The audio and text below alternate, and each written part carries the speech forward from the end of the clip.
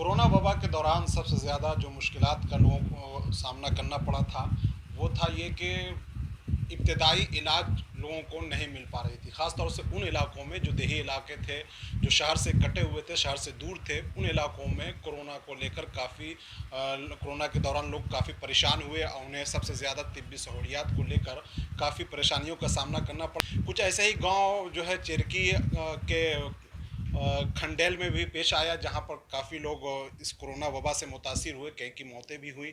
लेकिन इस दौरान जब लोगों को मुश्किलों का सामना करना पड़ा, तो यहाँ के एक समाजी रुकन जावेद खान ने ये अहद कर लिया था कि हम इस परेशानी को दूर करने के लिए गाँव ही में एक अस्पताल खोल लेंगे, और उन्होंने उस कारनामे को करके दिखाया भी है। आज हमारे साथ खुद जावेद खान मौजूद हैं, हम उनसे सीधे जुड़ते हैं, उनसे बात करते हैं।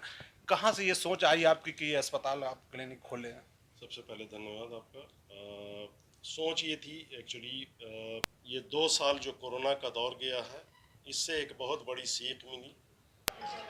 जब ये कोरोना के दौर में हमारे चचा की डेथ हुई और हम लोग जिस तरह से मेडिकल के लिए परेशान हुए, यहाँ पे लोगों का, मैं डॉक्टर ना होते हुए भी पर्सनली जिस तरह से डॉक्टर्स की तरह लोगों की हेल्प की है, और जिसमें हमारे फैमिली डॉक्टर्स जो बाहर रहते हैं जिन्होंने हेल्प की, इसमें उनकी मदद से यहाँ पे काफ़ी लोगों की जान बचाई जा सकी।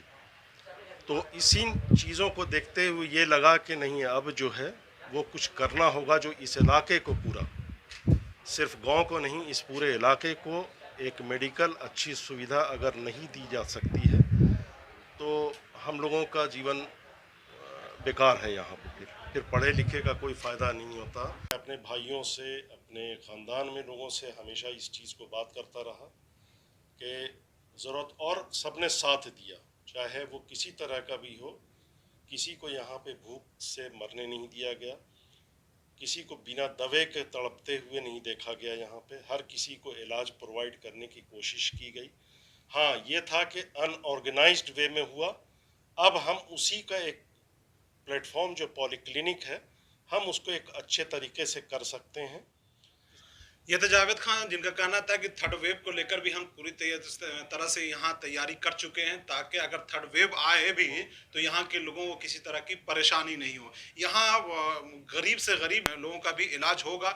हाँ, ये है कि नॉमिनल कोई फीस ली जाएगी, लेकिन उन्हें अगर किसी के पास पैसे नहीं है तो ऐसा नहीं होगा कि उन्हें बगैर इलाज के यहाँ से भेज दिया जाएगा। उनकी कोशिश होगी कि ज़्यादा से ज़्यादा लोग यहाँ आएँ और वो अपना इलाज करा सके। इलाज के कमी की वजह से उन्हें किसी तरह की परेशानी नहीं हो और ना ही उन्हें मौत का सामना करना पड़े। ईटीवी भारत के लिए गया से सरताज अहमद।